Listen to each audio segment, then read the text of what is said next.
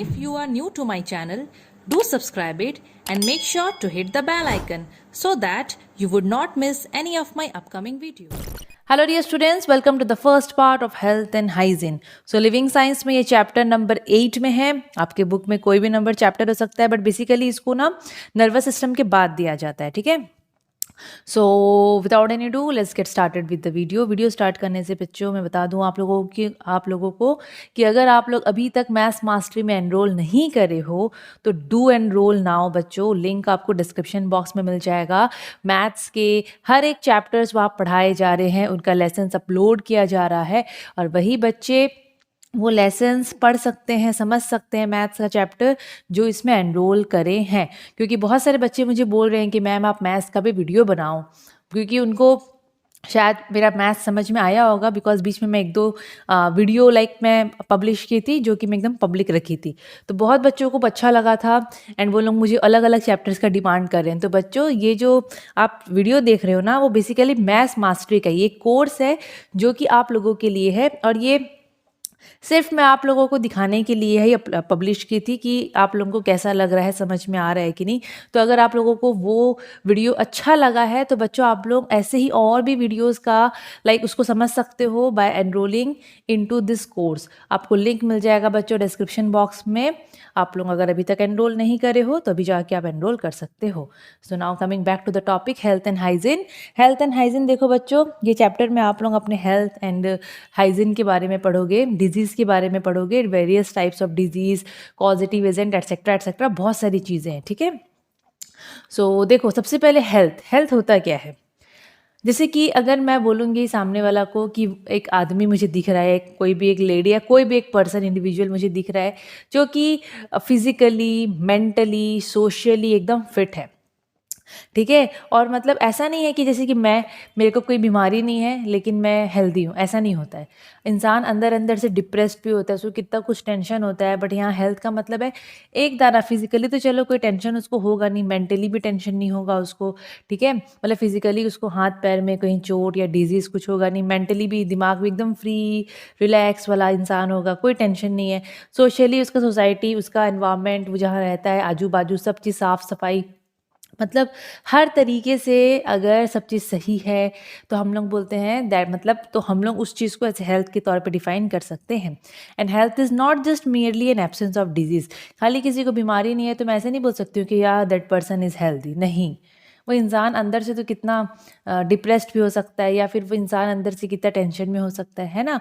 या फिर एक आदमी फिजिकली आपको अच्छा दिख रहा है पर उसका एनवायरनमेंट सही नहीं है तो हम लोग भी उसको हेल्दी नहीं बोलेंगे. क्लियर. अब डिजीज़ क्या होता है. अब बच्चों डिजीज़ बीमारी क्या होता है ना, एक ऐसा चीज़ होता है जिससे आपके हेल्थ में इफेक्ट पड़ता है. ठीक है.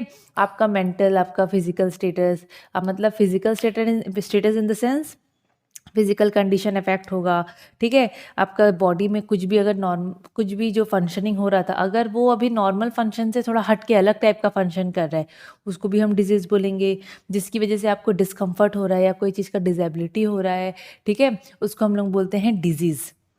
तो एनी फिजिकल और functional change from a normal state that causes discomfort और डिसेबिलिटी और affects the health of a human और a person is called disease. तो डिजीज़ एंड हेल्थ का जो डेफिनेशन है ना बच्चों उसको थोड़ा सा ध्यान देना. ठीक है. अभी मैं आप लोगों को ना एक डिफरेंस दिखाती हूँ. ये बुक में जो है बहुत इंपॉर्टेंट है वो डिफरेंस. कहाँ गया. तो बच्चों आपको सामने में ये डिफरेंस दिख रहा है, ये बहुत इंपॉर्टेंट है. पहला है बीइंग हेल्दी और दूसरा है डिजीज़ फ्री. दोनों में डिफरेंस होता है. सामने वाला कोई हेल्दी है और मैं बोलूँगी वो डिजीज़ फ्री है. दोनों में डिफरेंस है. क्या. बीइंग हेल्दी का मतलब है फिजिकल, मेंटल, सोशल वेलबींग. पहला पॉइंट देखो आप लोग. कैमरा इसलिए हिल रहा है ना बच्चों क्योंकि मैं अपने हाथ में पकड़ रखी हूँ बिकॉज वो फिट नहीं हो रहा था उधर. सो बीइंग हेल्दी का मतलब क्या होता है कि आप फिजिकली, मेंटली एंड सोशली हर तरीके से फिट हो. That is called being healthy. लेकिन डिजीज़ फ्री का मतलब होता है state of body without any discomfort और सिम्टम्स ऑफ अ डिजीज़. मतलब आपके बॉडी में ना ही कोई डिजीज़ का सिम्टम्स है ना ही कोई डिस्कम्फर्ट है. That means you are disease free, है ना.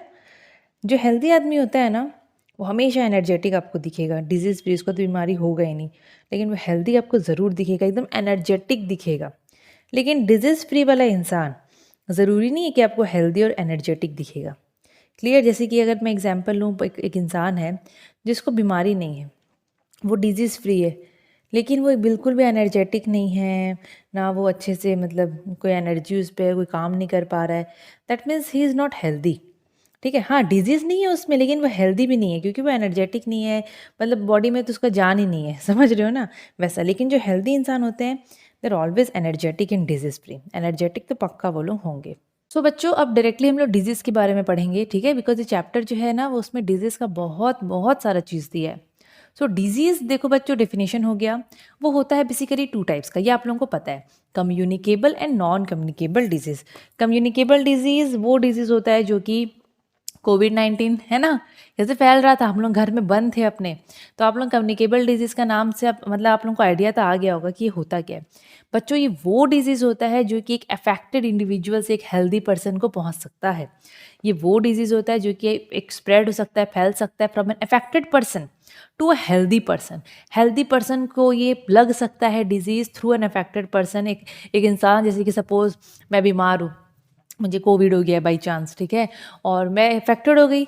अब मेरे सामने में कोई है, मैं खांस रही हूँ यहाँ पर बिना कवर किए, या फिर मैं उसको अपना पेन दे दी हूँ यूज़ किया हुआ, और वो इंसान भी मेरे कांटेक्ट में आ गया है ना, तो उसको, वो तो हेल्दी था, तो भाई उसको भी हो जाएगा। तो यहाँ पर बीमारी फैल रहा है, और बीमारी कैसे फैलता है पता है? कांटेक्ट से फैल सकता है, हवा से फैल सकता है, पानी से फैल सकता है, खाना से फैल सकता है, और अदर ऑर्गेनिज्म जो माइक्रो ऑर्गेनिजम्स होते हैं ना, वो लोग भी फैलाते हैं ये सब बीमारी। क्लियर? तो कम्युनिकेबल डिजीज़ तो बहुत सारे हैं बच्चों, फैलने वाली बीमारी बहुत सारी होती है, ये इन्फेक्शियस डिजीज़ होता है क्योंकि ये फैलता है, तो हम लोग इसको इन्फेक्शियस डिजीज़ भी बोल सकते हैं, ठीक है। एंड ये जो बीमारी होता है ना, इसको माइक्रो ऑर्गेनिजम्स लोग भी कर देते हैं, मतलब कर देते हैं इसको। माइक्रो ऑर्गेनिजम्स आपको पता है ना क्या होता है? माइक्रो ऑर्गेनिज्म छोटे छोटे ऑर्गेनिजम्स होते हैं जिनको आप खाली आंख से नहीं देख सकते हो, जैसे कि bacteria, virus, protozoa, fungi, and कौन कौन होते हैं, और वॉर्म्स, ठीक है। तो बच्चों ऐसे बहुत सारे होते हैं ऑर्गेनिजम्स जिसकी वजह से भी हमको बीमारी होता है, कम्युनिकेबल डिजीज़ होता है। तो आपको यहाँ पर नाम दिख जाता होगा, और आपको पता है अगर इस टाइप के माइक्रो ऑर्गेनिजम्स आपको बीमारी कर रहे हैं, डिजीज़ कर रहे हैं, तो वो माइक्रो ऑर्गेनिजम्स जो आपको डिजीज़ कर रहे हैं उनको हम पैथोजेंस बोलते हैं या फिर जर्म्स बोलते हैं। चलो जर्म्स का नाम तो आप लोग, वो कोलगेट का और बहुत अभी लाइफबॉय का कितना ऐड चलता है, तो आप लोग जर्म्स का नाम तो सुने हो ना, डेटॉल का ऐड में सुने हो ना। तो जर्म्स वो ऑर्गेनिजम्स होते हैं जो हमको डिजीज़ करते हैं, या फिर उसको आप पैथोजेंस भी बोल सकते हो। तो जर्म्स एंड पैथोजेंस सेम होते हैं, जर्म्स एंड पैथोजेंस सेम होते हैं। तो disease causing micro organisms are called germs. तो ये सब डिजीज़ ही करते हैं, virus, bacteria, fungus and your worms, protozoa, ये सब हमको बीमारी करते हैं। कम्युनिकेबल डिजीज़ ये लोग करते हैं, हम लोग कम्युनिकेबल डिजीज़ को इन्फेक्शियस डिजीज़ भी बोल सकते हैं। अब एग्जांपल्स देख लो कम्युनिकेबल डिजीज़ का, बहुत सारा एग्जांपल्स है बच्चों। कोविड-19 है, मलेरिया, सोचो मलेरिया भी कम्युनिकेबल है, डेंगू वो भी कम्युनिकेबल है, चिकनगुनिया, इन्फ्लुएंजा, मीजल्स, एड्स, कितने सारे कम्युनिकेबल डिजीज़ है, बहुत सारे कम्युनिकेबल डिजीज़ है। आपके बुक में ना अभी जो मैं आप लोगों को टेबल एक दिखाऊंगी, तो आपके बुक में ना बच्चों यही सब का नाम दे के इन्हीं का ही बारे में बताया गया, इसलिए इतना ही दिया है, ठीक है। यहाँ पर एड्स का एक क्या बोलते हैं फुल फॉर्म है, उसका एक्सपेंशन एग्जाम में आता है, फुल फॉर्म बताओ। तो एड्स का होता है एक्वायर्ड इम्यूनो डेफिशिएंसी सिंड्रोम, बहुत इंपॉर्टेंट है। जो एड्स होता है ना बच्चों, बहुत ही डेंजरस बीमारी होता है, पढ़ोगे आप लोग, ठीक है। और टेबल दिखाने से पहले मैं एक और चीज़ बता दूं, जैसे कि यहाँ पर स्वाइन फ्लू के बारे में दिया है। स्वाइन फ्लू को हम लोग H1N1 फ्लू भी बोलते हैं, और स्वाइन फ्लू वायरस होता है, उससे होता है। ये बीमारी क्या होता है ना, हम लोग के जैसे कि ये रेस्पिरेटरी डिजीज़ ही होता है, लेकिन ये क्या है ना, लंग्स के अंदर अंदर जाके उस सेल को डैमेज कर देता है, मतलब पूरा अंदर तक आपके लंग्स तक जाएगा, बिकॉज रेस्पिरेशन में लंग्स तो भाई मेन होता है। तो ये वायरस ना आपके अंदर लंग्स के अंदर अंदर आपके पूरा सेल को अफेक्ट कर देगा, और इंसान बहुत बार ऐसा होता है कि बहुत डेंजर, पूरा कंडीशन ख़राब हो जाता है, बहुत जन तो मर भी जाते हैं। तो स्वाइन फ्लू को हम H1N1 फ्लू बोलते हैं, एग्जाम में आता है, और कौन करता है? स्वाइन फ्लू वायरस, ठीक है। एड्स का फुल फॉर्म भी याद रखना आप लोग। अभी मैं जो आप लोगों को कम्युनिकेबल डिजीज़ का नाम बताई ना, ये तो एकदम छोटा सा टेबल है, मैं आप लोगों को बुक में दिखाऊंगी टेबल, लेकिन ये मैं इसलिए यहाँ पर बनाई हूँ क्योंकि बहुत इंपॉर्टेंट है। एग्जाम में आता है कि कॉजेटिव एजेंट ऑफ डिजीज़ का बताओ आप लोग, जैसे कि मलेरिया। मलेरिया किसकी वजह से होता है, कौन है उसका पॉजिटिव एजेंट, कौन सा ऐसा ऑर्गेनिज्म है जिसकी वजह से मलेरिया होता है? तो बच्चों मलेरिया करने वाला ऑर्गेनिज्म का नाम होता है प्लाज्मोडियम स्पीसीज, मतलब प्लाज्मोडियम और SP डॉट लिख देना, वो स्पीसीज है, जो कि एक प्रोटोजोआ होता है, जो कि एक क्या है, प्रोटोजोआ है। सोचो उसका नाम है प्लाज्मोडियम स्पीसीज। मीजल्स, मीजल्स का पॉजिटिव एजेंट होता है पैरामाइक्सोवायरस, पैरामाइक्सोवायरस, ठीक है, याद रखना ये जो होता है वायरस है जिसका नाम है पैरामाइक्सोवायरस। डेंगू, डेंगू भी एक वायरस करता है, बार्बो वायरस करके है। डेंगू कौन करता है? वायरस करता है जिसका नाम है बार्बो वायरस। देन चिकनगुनिया, चिकनगुनिया भी एक वायरस करता है जिसका नाम होता है चिकनगुनिया वायरस। ये जो CHIKV है ना, ये चिकनगुनिया वायरस है जो कि अल्फा वायरस है। अल्फा वायरस का मतलब होता है ऐसा वायरस जिसमें जो जेनेटिक मटेरियल होता है वो RNA होता है, ठीक है। देन इन्फ्लुएंजा, इन्फ्लुएंजा भी कम्युनिकेबल डिजीज से फैलता है, उसको भी एक वायरस करता है जिसका नाम है माइक्सोवायरसेस। तो एग्जाम में बच्चों पॉजिटिव एजेंट्स का नाम आता है तो आपको ये सब पॉजिटिव एजेंट्स लिखना है। देन एड्स, एड्स का जो पॉजिटिव एजेंट है कौन सा वायरस करता है उसको? Human immuno deficiency virus, HIV नाम सुने होंगे, HIV human immuno deficiency virus. बहुत ही डेंजरस है, पढ़ोगे आप लोग। अब मैं बुक में आपको टेबल दिखा देती हूँ।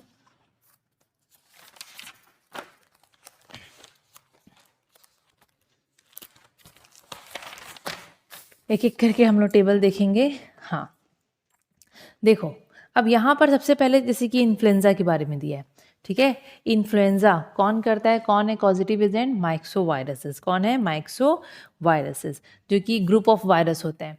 अब बच्चों ये फैलता कैसे है? मोड ऑफ ट्रांसमिशन, बिकॉज ये कम्युनिकेबल डिजीज है तो ये तो कम्युनिकेट होगा, फैलेगा, इन्फेक्शियस है, एक इंसान से दूसरे इंसान में, एक पर्सन से दूसरे पर्सन में तो जाएगा ही जाएगा, है ना। तो ये फैलता कैसे है? Through coughing, sneezing and spitting, मतलब droplet infection through coughing, sneezing and spitting. अब जो इंसान को इन्फ्लुएंजा है वो बिना कवर किए अपना माउथ को वो खांस रहा है, छींक रहा है, हर जगह थूक रहा है, तो बच्चों ड्रॉपलेट इन्फेक्शन के थ्रू फैल जाता है। बिकॉज हम जब खांसते हैं ना ऐसे हम लोग जब खांसते हैं, छींकते हैं, तो हमारे नाक से, हमारे मुंह से बहुत सारे ऐसे छोटे छोटे छोटे छोटे ड्रॉपलेट्स निकलते हैं, उन्हीं में वो वायरस होता है। वो फिर सामने वाला हेल्दी पर्सन में जाएगा और उसको भी कर देगा, ठीक है। इसीलिए बोलते हैं कि भाई हर जगह मत थूको ऐसे पब्लिकली। चलो छींक आ रहा है, खांसी आ रहा है, ठीक है, हाथ में हैंकरचीफ रखो ना, कवर करके करो। आजकल तो मास्क है भाई, मास्क पहन के घूमते रहो, है ना, वैसा है। समझ में आया? अभी सिम्टम्स क्या है, आपको कैसे पता चलेगा कि आपको इन्फ्लुएंजा है? देखो बच्चों, इन्फ्लुएंजा का सिम्टम्स, सिम्टम्स का मतलब अगर किसी को नहीं पता है तो मैं बता दूं। जैसे कि अब अभी तक तो मुझे लगता है पता होगा, कोविड-19 में तो हर चीज़ कितना कुछ नया नया वर्ड सुनने को मिला है ना, आइसोलेशन, क्वारंटीन, पता नहीं क्या क्या क्या क्या, है कि नहीं। तो बच्चों सिम्टम्स मतलब जैसे कि मैं बोलूँगी, हाँ सबसे बेस्ट एग्जाम्पल चिकन पॉक्स, बहुत जन को होता है ना, माता आती है, यहाँ तो बोलते हैं माता आती है, ठीक है। उसमें क्या होता है ना, पूरे बॉडी में वो स्पॉट स्पॉट, दाना दाना दाना दाना भर जाता है, होता है ना। तो वो सिम्टम्स है, आपको दिखेगा आपकी पूरे बॉडी में वो दाना दाना स्पॉट्स भर गया है, तो आप लोगों का वो सिम्टम्स है। तो आप लोग डॉक्टर को चेक करवाओगे, डॉक्टर बोलेगा अरे ये तो चिकन पॉक्स का सिम्टम्स है ना। तो सिम्टम्स जो हम लोग को दिखता है, जो कि हम लोग को फील होता है, हम डॉक्टर के पास जाते हैं, हम बोलते हैं कि मेरे को ऐसा ऐसा हो रहा है, तो मुझे कौन सी बीमारी है, तो वो जो ऐसा ऐसा चीज़ होता है ना, वो होता है बच्चों सिम्टम्स। तो इन्फ्लुएंजा का सिम्टम्स है, सबसे पहले तो देखो सडन आपको फीवर आएगा, अचानक से बुखार होगा और हेडेक पकड़ लेगा, सिर जोर जोर से आपका पूरा दुखेगा, सोर थ्रोट, एकदम गला खसखसाएगा आपका बड़ा, मतलब इस टाइप से। मस्कुलर पेन होगा पूरा शरीर में, तो ऐसा लगेगा कि जान ही नहीं है। कफिंग, स्नीजिंग, मतलब ये सब चीज़ें होगा। तो ऐसा लगता है कि यार एक बार डॉक्टर को चेक करवा लेता हूँ, अचानक से ऐसे कैसे हो गया। जाओगे पता चलेगा अरे इसको तो इन्फ्लुएंजा हो गया है ना।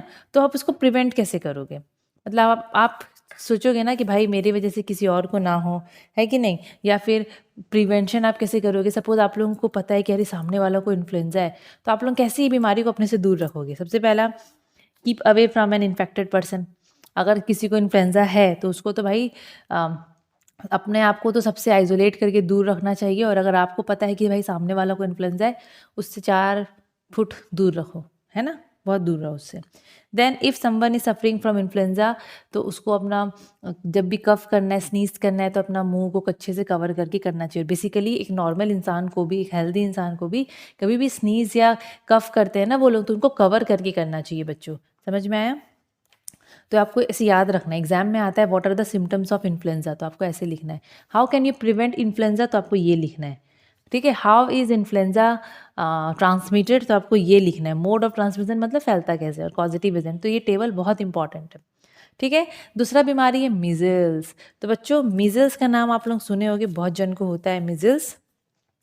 इसमें भी ना वो दाना दाना टाइप हो जाता है, रैशेस हो जाते हैं। देखो क्या है मीजल्स में, ये सब आप लोग देखते होगे ना। ये सब मेरे पता नहीं पुराना बुक है, मैं किसी बच्चे से मांगी थी, स्टूडेंट से, वो लोग कुछ कुछ लिखे हैं, देखते हैं, हम पढ़ा देंगे, ठीक है। तो बच्चों मीजल्स, मीजल्स का जो पॉजिटिव एजेंट है वो है पैरामाइक्सो वायरस, मतलब वायरस करता है, नाम याद रखना। ये कैसे फैलता है, सेम पूरा इन्फ्लुएंजा ऐसा ये भी फैलता है। इसका सिम्टम्स देख लो।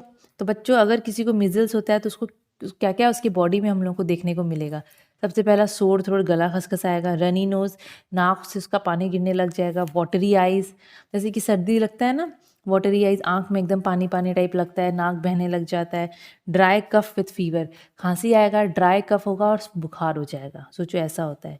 Small white spots appear on the inner wall of the cheek, ये तो इंपॉर्टेंट है, ये होता है पता है, छोटे छोटे ना वाइट वाइट वाले स्पॉट्स हो जाएंगे। सबसे पहले तो आपके गाल के अंदर वाले, मतलब इनर वॉल में, गाल के अंदर वहाँ हो जाएगा।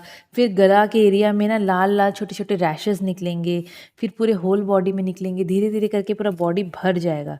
फिर विद इन अ वीक क्या होगा ना, आपको इन्फ्लुएंजा सपोज मीजल्स हो गया, विद इन अ वीक क्या होगा, वो जो रेड रेड रैशेज होंगे वो तो चलो गायब हो जाएंगे, लेकिन अपना दाग छोड़ के जाएंगे, ब्राउन ब्राउन स्पॉट्स छोड़ के वो लोग जाएंगे। तो बोलने का मतलब ये है कि ये सब सिम्टम्स होता है। इसमें आपको गले में एकदम रैशेज रेड कलर का मिलेगा, गाल के अंदर में वाइट वाइट वो स्पॉट्स जैसा हो जाएगा, नाक बहेगा, आँख से पानी निकलेगा, गला खसखसाएगा, बुखार। तो ये सब तो देखोगे तो बेचारा जिसको भी होगा वो तो बेचारा फंस गया, बीमारी हो जाएगा, मतलब बीमारी पड़ जाएगा वो, है ना। तो बच्चों पता है हम लोग ये बीमारी को दूर कैसे रख सकते हैं अपने से, क्या है ना, जब बच्चे 9 मंथ या फिर 15 मंथ के होते हैं, मतलब 9 मंथ भी और 15 मंथ वाले बच्चे भी, उनको ना MMR वैक्सीन दिया जाता है। देखो बच्चों, वैक्सीन आप लोगों को पता होगा क्या है, वैक्सीन बहुत इंपॉर्टेंट चीज़ होती है। अब छोटे बच्चे लोगों को देखना, इंजेक्शन लगता रहता है उनका, वैक्सीन लगता रहता है, दवाई टीका बोलते हैं उसको ना, टीका। देखना टीवी में कितना ऐड भी चलता है। तो टीका वेरी इंपॉर्टेंट, बहुत इंपॉर्टेंट है बच्चों के लिए। वो इसलिए लगता है ताकि बच्चों को फ्यूचर में अलग अलग तरह की बीमारी नहीं हो। बचपन से ही उनको इंजेक्शन दे दिया जाता है ताकि वो लोग ये सब बीमारी को दूर रख सके। अब जो 9 9 महीने के बच्चे रहते हैं, 15 15 मंथ्स के जो बच्चे रहते हैं, उनको ना स्टार्टिंग में ही वो इंजेक्शन लगा दिया जाता है। वो इंजेक्शन का नाम होता है, वैक्सीन का नाम होता है MMR वैक्सीन। MMR वैक्सीन में मीजल्स का ट्रीटमेंट होता है, ठीक है, मीजल्स का ट्रीटमेंट होता है, मतलब पहले से लगा देते हैं ताकि बच्चों को जल्दी से बीमारी ना हो, ठीक है। देन अगर बाई चांस किसी को ये मीजल्स हो गया है तो वो इंसान को ना 10 से 12 दिन पूरा अलग रखते हैं, आइसोलेशन में रखते हैं, वाह। अच्छा, अब ये MMR का फुल फॉर्म क्या होता है आप लोग भी देख लो, measles mumps and rubella, measles mumps and rubella, याद रखना, ठीक है इसका नाम। अभी मलेरिया, मलेरिया का जो है देखो, इसको जो पॉजिटिव एजेंट जिसका होता है, जो मलेरिया करता है, उसका नाम होता है प्लाज्मोडियम स्पीसीज, जो कि एक प्रोटोजोआ है। क्वेश्चन आता है एक प्रोटोजोआ का नाम बताओ जो मलेरिया करता है, तो आपको ये नाम लिखना है, ठीक है, प्लाज्मोडियम स्पीसीज। और ये पता है कैसे होता है मलेरिया, एक मच्छर होती है बच्चों, मच्छरनी, क्या बोलूँ मैं, मादा मच्छर, मच्छरनी तो नहीं बोलते हैं, एनोफिलिस मस्कीटो, एनोफिलिस मस्कीटो, इसके काटने से होता है बच्चों malaria, through the bite of an infected anopheles mosquito. अगर वो एनोफिलिस मस्कीटो इन्फेक्टेड है तो बस, अगर वो काट दी तो हो जाएगा क्या, मलेरिया। अच्छा, अब इसका सिम्टम्स क्या है, कैसे क्या लगता है लाइक मलेरिया में, तो बच्चों मलेरिया में क्या है ना, बेसिकली हम लोग को वॉमिटिंग लगता है, बहुत भयंकर वाला सिर दर्द होता है, बहुत सीवियर हेडेक होता है, सर एकदम फटेगा ऐसा लगता है। देन फीवर होता है बच्चों, बुखार होता है। फिर बुखार ना धीरे धीरे कम होता है, लेकिन भयंकर फिर स्वेटिंग होता है, मतलब पसीना आएगा आपको, पसीना आएगा तो बुखार कम हो जाएगा, वॉमिटिंग लगेगा आपको, हेडेक होगा, ऐसे बहुत दिक्कत होता है। एक्चुअली इसमें क्या होता है ना, ये जो मलेरिया के बारे में जो टॉपिक है ना, वो बहुत अच्छे से क्लास 12 का बायो में दिया है, बहुत अच्छे से दिया है, ठीक है। इसमें क्या होता है, सपोज आपको मच्छर काट दी तो आपके खून में चला गया वो मच्छर का जो थूकी थी, वो थूकी इन द सेंस वो जो खून चूसती है ना, तो उसमें वो स्पिट भी कर देती है, ठीक है। सो बच्चों, ये जो पैरासाइट्स होते हैं वो हमारे बॉडी में चले जाते हैं, ठीक है। ये पैरासाइट्स क्या करते हैं, हमारे रेड ब्लड सेल में अपना नंबर को बढ़ाते हैं। हमारे बॉडी में होता है ना, खून में रेड ब्लड सेल होता है ना, तो ये पैरासाइट्स क्या करते हैं, अपना नंबर को हमारे रेड ब्लड सेल में बढ़ा के रेड ब्लड सेल का नंबर को कम कर देते हैं। सोचो, रेड ब्लड सेल को डिस्ट्रॉय कर देते हैं। समझ में आया। और फिर ना ये लोग एक टॉक्सिन, एक केमिकल रिलीज़ करते हैं। वही केमिकल की वजह से ना हम लोगों को ना alternate phases of chill and high fever हम लोगों को होता है। मतलब ठंडा भी लगेगा, बुखार भी आएगा आपको हर 3-4 दिन में, हर 3-4 दिन में, ठीक है। या एक दिन में आपको मतलब ठंडा भी लगेगा, बुखार भी होगा। ठंडा भी आपको लगेगा एक टाइम पे आपको बुखार लगेगा। तो बच्चों ये क्यों होता है? क्योंकि ये जो पैरासाइट आपके बॉडी में गए हैं, वो लोग टॉक्सिन निकालते रहते हैं, अंदर में ना हार्मफुल केमिकल निकालते रहते हैं। जब जब वो लोग केमिकल निकालेंगे, आपको ऐसा सिम्टम्स देखने को मिलेगा। तो बोलने का मतलब यही है कि ये लोग जब हमारे खून में जाते हैं तो अपना नंबर को पहले ही पैरासाइट लोग बढ़ा लेते हैं, फिर रेड ब्लड सेल को डैमेज कर देते हैं, डिस्ट्रॉय करते रहते हैं। फिर ये लोग टॉक्सिन निकालते हैं, जिसकी वजह से हम लोगों को सिम्टम्स देखने को मिलता है। तो मलेरिया को कैसे दूर रखोगे? भाई मच्छर को मारो, जहाँ देख रहे हो पूरा कूट दो मच्छर को। सो हम लोगों को इंसेक्टिसाइड्स ये सब स्प्रे करना चाहिए। घर में कॉइल जला के रखो, लिक्विडेटर जला के रखो, मच्छर को दूर भगाओ। अगर आप लोग कहीं पर देख रहे हो पानी जमा है, तो बच्चों जो स्टैगनेंट वाटर होता है ना, वहाँ मच्छर लोग अपना अंडा दे देते हैं। मतलब वो ब्रीडिंग ग्राउंड हो जाता है मच्छर लोगों के लिए। तो वहाँ पर आप किरोसिन डाल सकते हो। किरोसिन ऊपर डाल दोगे ना पानी में, तो सारे मच्छर मर जाएंगे। सोने के समय मस्कीटो नेट यूज़ करना चाहिए। घर में मस्कीटो रिपेलेंट क्रीम यूज़ करो, ऑइंटमेंट लगाओ। एक आता था, मुझे नाम याद नहीं आ रहा, ओडोमस, शायद ओडोमस, हाँ ओडोमस लगाते थे बहुत जन, अभी भी बहुत जन लगाते हैं। उसको बोलते हैं मच्छर को दूर रखता है, तो उसको भी ट्राई कर लो। देन मलेरिया होने से ना एक डॉक्टर एक मेडिसिन लिखता है क्लोरोक्विनाइन करके, एंटी मलेरियल ड्रग है वो, तो उसको भी लेते हैं बहुत जन, ठीक है। Next disease is dengue. तो बच्चों ये जो डिजीज है, इसको करने वाला जो पॉजिटिव एजेंट है वो एक वायरस होता है, जिसका नाम होता है बार्बो वायरस। एंड ये कैसे फैलता है? लाइक इसका जो मोड ऑफ ट्रांसमिशन है that is through the bite of an infected aedes mosquito. एक मस्कीटो होता है एडिस मस्कीटो, अगर वो इन्फेक्टेड है और वो अगर काट दिया है किसी को भी, तो उस पर्सन को डेंगू हो सकता है, क्योंकि उनमें ऐसे वायरस होते हैं। ओके, ये वायरस होता है। देन सिम्टम्स, अब कैसे पता चलेगा किसी को डेंगू है? तो बच्चों जिसको डेंगू होता है बेसिकली उसको हाई फीवर होता है, मतलब बहुत तेज बुखार होगा with severe muscles and joint pain. Severe muscles pain होगा, जॉइंट पेन होगा, and pain behind the eyes, मतलब आँख के पीछे तरफ ऐसे ना दर्द टाइप बहुत होगा। ओके, नोजिया एंड वॉमिटिंग, जी घबराएगा, लाइक वॉमिटिंग से पहले एक होता है ना नोजिया, कि ऐसा लगता है कि वॉमिटिंग होगा बट वो होता नहीं है, एक आता है ना उबाकी type, that is called nausea. Okay, vomiting हो भी सकता है इंसान को, बेसिकली वॉमिटिंग होता है जिसको डेंगू होता है। Red coloured rash over skin from the 4th to 6th day infection. Suppose आपको इन्फेक्शन हो गया है, मच्छर आपको काट दिया है, तो चौथे से 5वें दिन में आपके स्किन में ना वो रेड रेड कलर के छोटे छोटे रैशेस देखने को मिलेंगे। आपका प्लेटलेट का जो काउंट है, मतलब नंबर ऑफ प्लेटलेट्स, जो कि बेसिकली 1.5 से 3-4 लाख के बीच में होना चाहिए बॉडी में, खून में, वो कम हो जाएगा। यहाँ पर तो बोल रहा है कि the count of platelets goes down as low as 20,000। 20,000 बहुत कम होता है बच्चों, ऐसा लग रहा है कि 20,000 बहुत ज़्यादा है, बट बेसिकली एक नॉर्मल इंसान में वो 1.5 से 3 लाख तक, 3-4 लाख तक ऐसे होना चाहिए उसका नंबर, वो बहुत इंपॉर्टेंट होता है हमारे लिए। पर जिसको डेंगू होता है उसके बॉडी में जो खून में जो ब्लड प्लेटलेट्स होते हैं, उनका नंबर ड्रेस्टिकली वो कम कम कम कम होते जाता है, जो कि बिल्कुल अच्छा नहीं है। Okay, then bleeding from gums, nose and bruising, मतलब ये सब देखने को मिलेगा। आपका गम से खून निकलेगा, आप लोग खाओगे कुछ भी, तो मतलब बहुत सारी चीज़ें हैं इसके सिम्टम्स, ठीक है। अब हम लोग कैसे प्रिवेंट करेंगे इसको? प्रिवेंशन का जो इसका जो है कि हमको डेंगू ना हो, हम लोग डेंगू को अपने से कैसे दूर रखेंगे? भाई मच्छर को जहाँ देख रहे हो वहाँ पर उसको मारो। क्या है, बेसिकली जो स्टैगनेंट वाटर होता है, बेसिकली घर में क्या होता है ना, कूलर वूलर होता है, उसमें पानी रह जाता है, हम लोग फेंकते नहीं है, तो वहाँ पर वो जो होता है वो ब्रीडिंग ग्राउंड हो जाता है मच्छरों के लिए। ओके, तो उसको हम लोग बोलते हैं स्टैगनेंट वाटर। तो जहाँ भी स्टैगनेंट वाटर दिखता है उसमें किरोसिन तेल जो होता है ना, उसको डाल दो। उससे क्या है ना, वो मच्छर लोग वहाँ पर ब्रीड नहीं कर पाएंगे, और अगर उनका लार्वा है तो वो मर भी जाएगा। Okay, then do not let water stagnate in broken bottle, pot, cooler, tyres, जो कि ओपन रहता है। कूलर, जैसे कि कूलर का पानी वो तो खुला रहता है टैंक में। ओके, देन टायर्स भी देखना रास्ते में पड़े रहते हैं, उसमें भी पानी रहता है, वो खुला रहता है। ब्रोकन बॉटल्स जो होते हैं, मतलब जहाँ पर मच्छर लोग जाके अंडा दे सकते हैं, तो जहाँ पर मच्छर लोग जाके अंडा दे सकते हैं बच्चों, हम लोग को वो सब जगह को ना थोड़ा सा मतलब नहीं, मतलब खुला रखना चाहिए। जैसे कि कूलर में जो पानी अपन रखते हैं वो खुला रहता है, रास्ते पे टायर्स पड़े रहते हैं, देखना टायर्स में भी पानी रहते हैं, तो वहाँ भी बहुत अच्छा वो लोगों के लिए चांस होता है, वो लोग अपना अंडा दे देते हैं। अब मैं अगर अपना स्कूल का बताऊँ तो हमारे स्कूल में एक टंकी है बच्चों, टैंक है जो कि पूरा ओपन रहता है और उसमें ऐसे मच्छर के लार्वा पड़े हैं कि मैं आपको बता नहीं सकती हूँ। तो ये सब जगह को ना ढक के रखना चाहिए। अगर हाँ, पानी स्टोर करो पर उसको ढक के रखो। समझ रहे हो? और आपको पता है कि भाई अभी तो मच्छर-वच्छर का या लाइक डेंगू-वेंगू फैल रहा है या फिर मलेरिया या मच्छर से रिलेटेड डिज़ीज़ फैल रहे हैं ना। और अगर नहीं भी फैल रहे हैं तो बच्चों अपने आप को मच्छर से बचाने के लिए ना फुल स्लीव्स कपड़े पहनो, ठीक है? फुल स्लीव शर्ट पहनो, शॉक्स पहन लो अपने पैर में ताकि मच्छर आपको नहीं काटे, ठीक है? और आपको एक ठो किस्सा बताती हूँ। जैसे कि मेरे पास एक बच्चा पढ़ता था, ओके? क्लास 7 में था, अंश। वो ना मुझसे जब पढ़ता था तो शायद उसको बहुत मच्छर काटते थे, ठीक है? नॉर्मली तो मच्छर रहते हैं बट ऐसे मच्छर काटते हैं ना, तो वो पता नहीं कुछ ज़्यादा ही बेचारा सेंसिटिव था।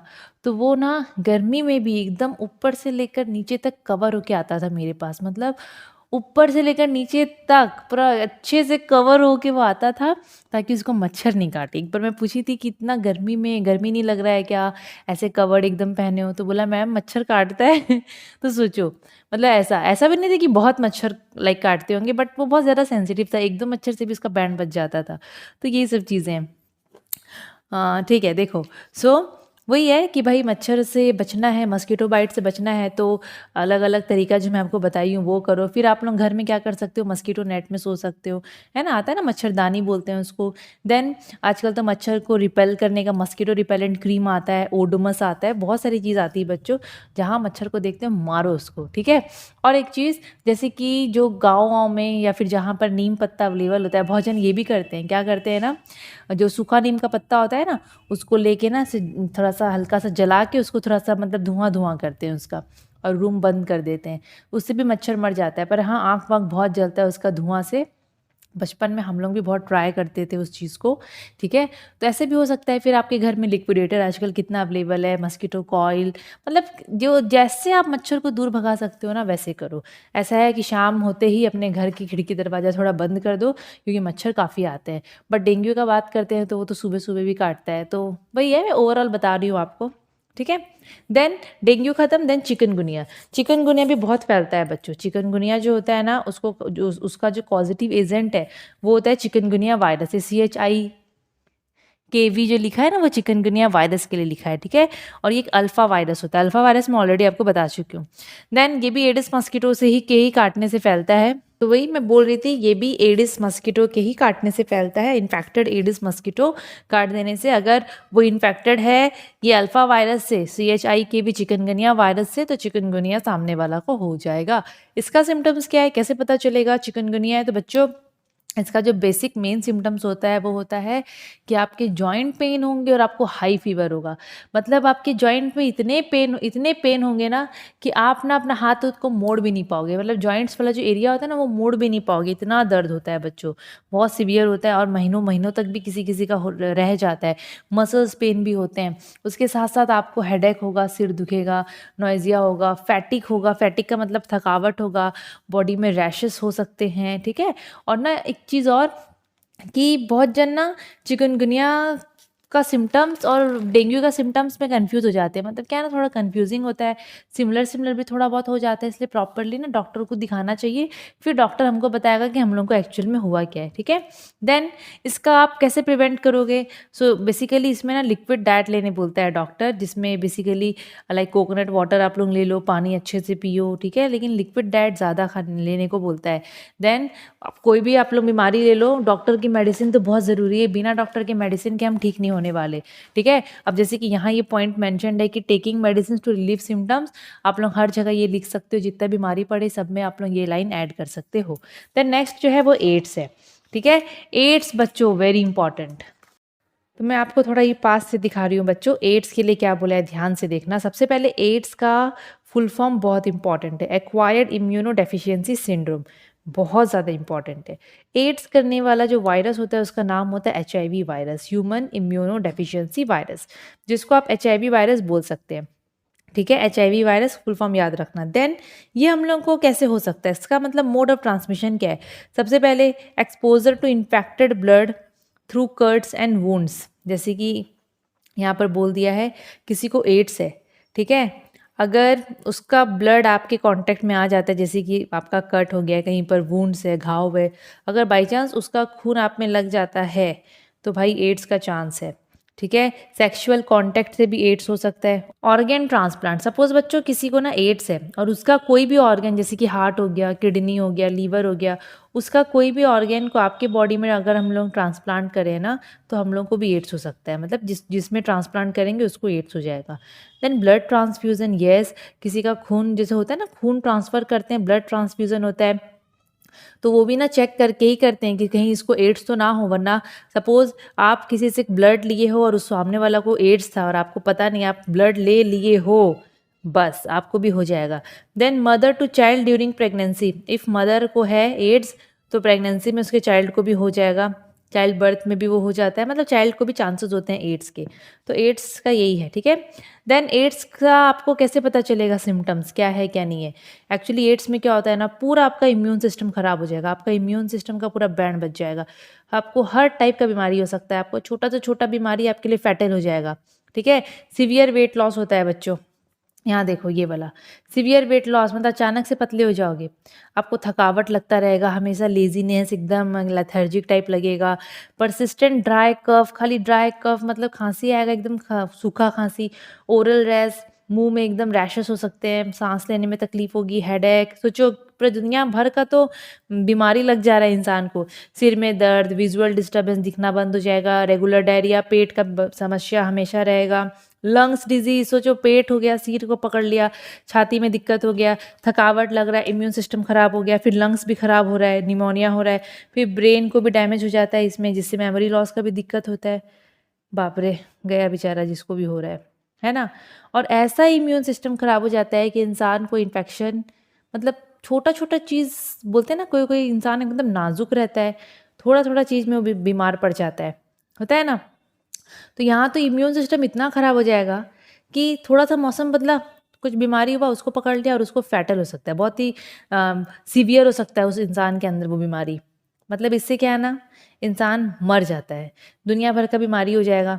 ठीक है, वो इंसान मरता है, कब मरेगा पता नहीं, पर मरेगा ज़रूर। ठीक है, अभी कैसे हम लोग उसको प्रिवेंट करेंगे, जैसे कि बच्चों आपको कभी ब्लड का दरकार है, तो आप लोग ना सामने वाला का ब्लड लेने से पहले हमेशा चेक करवाना कि उसका ब्लड में एड्स का तो कुछ HIV वायरस तो कुछ नहीं है।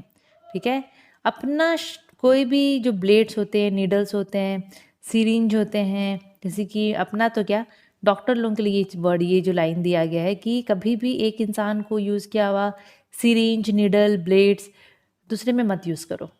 ठीक है, तभी तो वो लोग देखना है, वो इंजेक्शन जो आता है तो जो उसका जो सुई होता है उसको वो लोग हम लोगों के सामने फाड़ते हैं और लगाते हैं, है कि नहीं। Then avoiding pregnancy if mother is HIV positive, suppose एक औरत में को एड्स है, HIV पॉजिटिव मतलब हाँ उसको एड्स है, तो उसको अपनी प्रेगनेंसी को प्रिवेंट करना चाहिए, मतलब अवॉइड करना चाहिए, क्योंकि उसके जो जो किड होंगे, जो चाइल्ड होंगे, उसमें भी चांस हो सकता है, चांस क्या, उसको भी एड्स हो जाएगा, तो उसका ज़िंदगी क्यों ख़राब करे। सेफ सेक्स, ठीक है। देन एजुकेटिंग पीपल, लोगों को भी एजुकेट करो एड्स के बारे में, तभी तो उनको बुद्धि आएगा, वरना पूरा दुनिया में एड्स होता रहेगा और सब खत्म हो जाएंगे, समझ रहे हो। उसके बाद है बच्चों वैक्टर्स। अब बच्चों वैक्टर्स के बारे में आप लोग सुने हो, वैक्टर्स पता है क्या होते हैं, लिविंग ऑर्गेनिज्म होते हैं। ये लिविंग ऑर्गेनिज्म होते हैं जो कि पैथोजेंस कैरी करते हैं अपने में, जैसे कि मैं आपको बोली मक्खी, मैं आपको बोली डॉग, अच्छा मक्खी का एग्जाम्पल ले लो, ठीक है, हाउस फ्लाई का। अब हाउस फ्लाई लिविंग ऑर्गेनिज्म है, वो अपने बॉडी में कैरी करती है पैथोजेंस, छोटे छोटे माइक्रो ऑर्गेनिजम्स, जैसे कि वायरस, बैक्टीरिया, प्रोटोजोआ, पता नहीं क्या क्या क्या क्या, और वो क्या करेगी, हम लोगों को बीमार करेगी।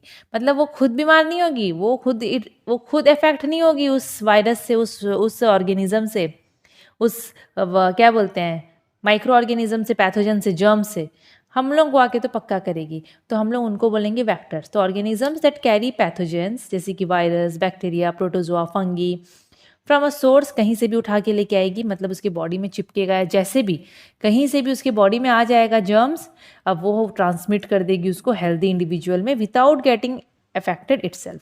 उसको बोलते हैं वेक्टर्स। एग्जाम्पल देख लो बच्चों, जैसे कि रैट हो गया, dog, house flies, ticks, mites. अच्छा, रैट का मतलब पता है, डॉग का मतलब पता है, हाउस फ्लाई का मतलब पता है। टिक और माइट्स बच्चों पैरासाइट्स होते हैं जो कि ना ऑर्गेनिजम्स के बॉडी के बाहर पाए जाते हैं। मस्कीटो, मच्छर, सोचो मच्छर में भी होता है। लाइस, धुआं, धुआं में भी होता है। सोचो बच्चों, सोचो सोचो सोचो। ठीक है, तो ये सब ऑर्गेनिजम्स लोग जो होते हैं बड़े इरिटेटिंग होते हैं। खुद तो ये लोग दुनिया भर का जर्म्स कैरी करते हैं बॉडी में, पर खुद उनको कुछ नहीं होगा, हम लोगों को आके बीमार करेंगे वो लोग। ठीक है, जैसे कि अब मैं पहला वेक्टर का नाम बता रही हूँ, एनोफिलिस मस्कीटो। ये मच्छर क्या करती है, मच्छरनी है ये, मच्छरनी तो नहीं बोलना चाहिए। ठीक है, ये जो है फीमेल होती है। क्या करती है ये हम लोगों को मलेरिया करती है। क्या करती है, मलेरिया करती है। डिजीज का नाम भी लिखी हूँ। कौन सा पैथोजन कैरी करती है, मैं आप लोग आगे में पढ़ रहे थे ना अभी थोड़ा देर पहले कि डेंगू के बारे में पढ़े थे, ये मच्छर काटता है तो हो जाता है। तो बच्चों ये जो मच्छर और कीड़ा मकोड़ा ये सब तो वेक्टर्स है, इनके अंदर में पाए जाते हैं ये सब वायरस, बैक्टीरिया। तो एनोफिलिस मस्कीटो में पाया जाता है ये पैथोजन, प्लाज्मोडियम। ठीक है, ये एक प्रोटोजुआ है बच्चों, जैसे कि वायरस बैक्टीरिया होते हैं ना वैसे प्रोटोजुआ होता है। यहाँ पर प्लाज्मोडियम स्पीसीज होता है और इनके काटने से हम लोग को होता है मलेरिया। वैसे एडिस मस्कीटो जो होता है वो डेंगू वायरस, DENV, सोचो उनमें ये वाला पैथोजन होता है।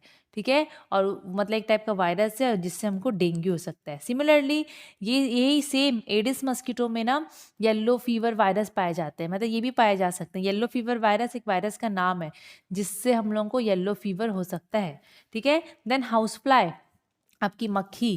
ठीक है, तो जो मक्खी होती है बच्चों उनमें पाया जाता है ये प्रोटोजोआ, एंटामीबा, एंटामीबा, जिससे जो बीमारी होती है उसका नाम है एमोइबिक डिजेंट्री। देन सेट से फ्लाई। ठीक है, सेट से फ्लाई जो होती है उन पे होते हैं, उनमें पाए जाते हैं जो जर्म्स, उनका नाम होता है ट्रिपैनोसोमा, जो कि एक प्रोटोजोआ है। बहुत अलग अलग नाम हैं, पढ़ते पढ़ते इरिटेट हो जाओगे बच्चों, लेकिन ना ये सब नाम याद रखना पड़ेगा, जैसे तैसे करके ये सब नाम रट्टा मारना पड़ेगा।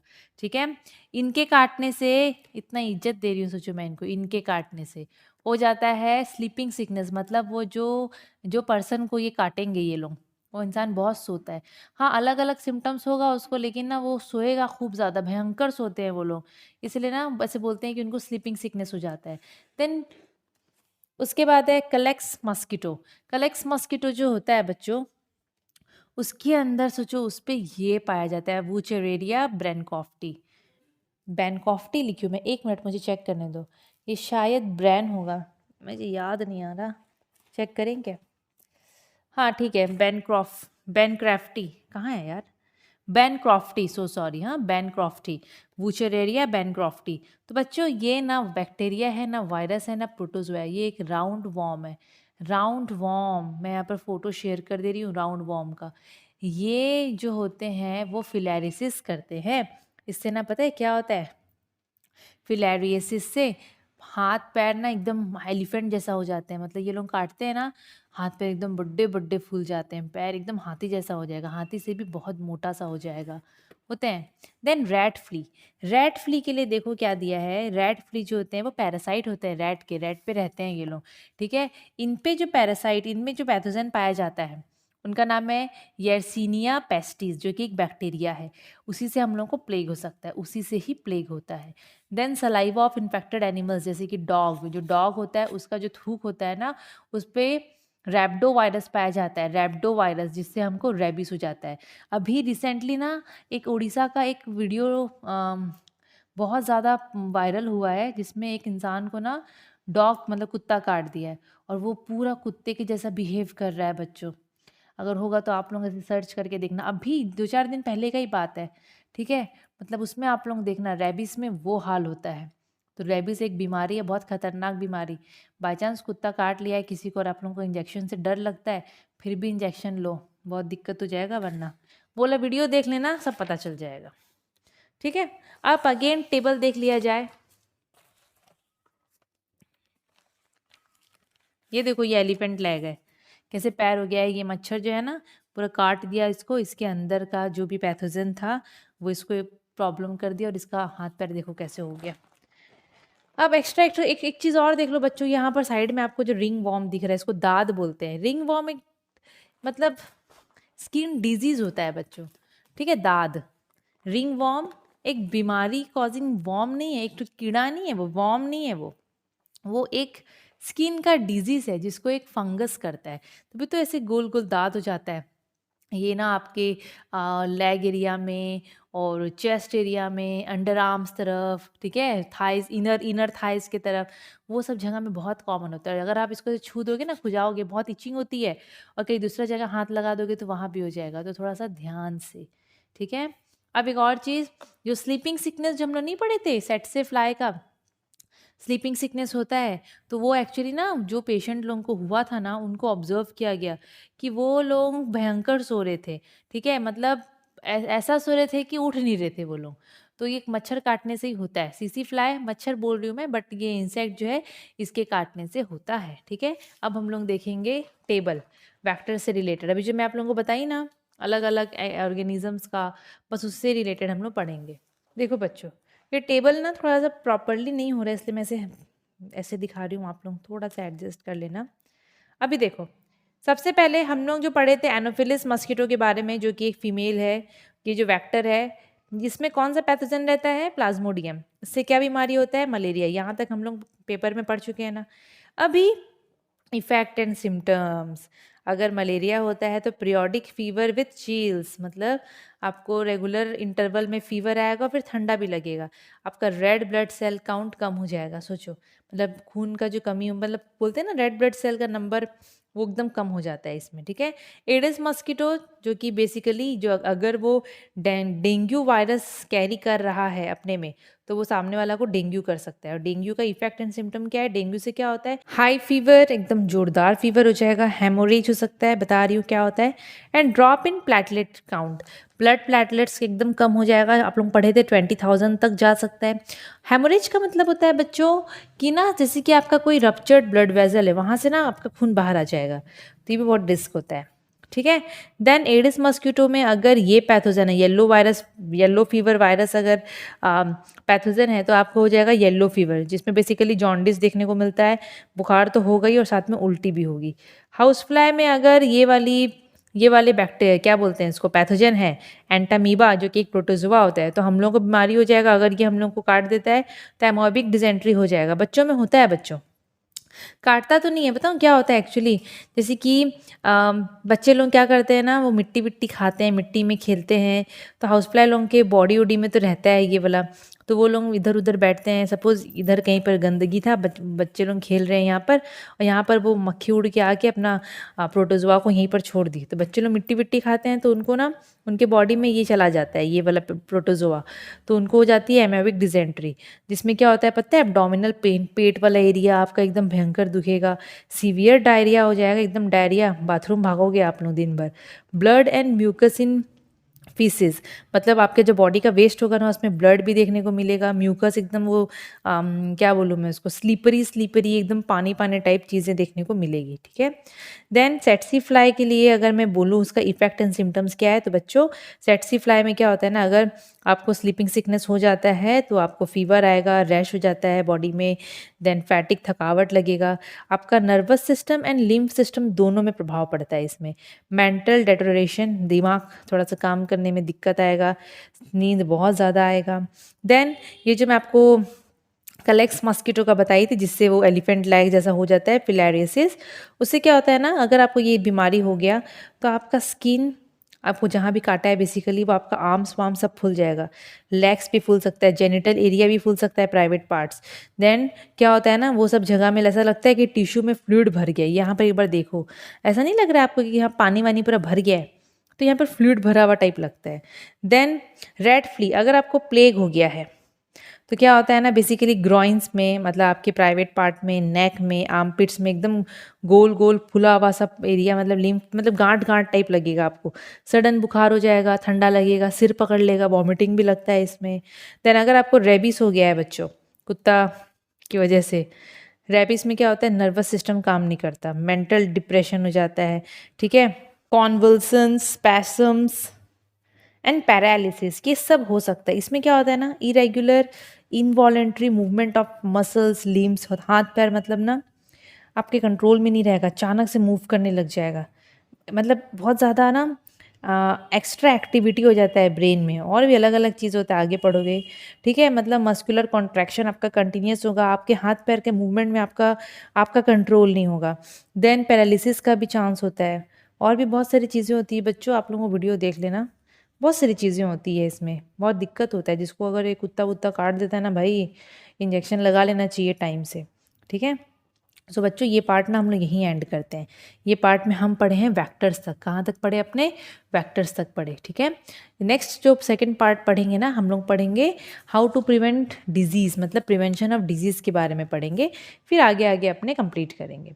अगर आप लोगों को वीडियो अच्छा लगा होगा तो लाइक शेयर एंड सब्सक्राइब ज़रूर से कर दीजिएगा। Thank you.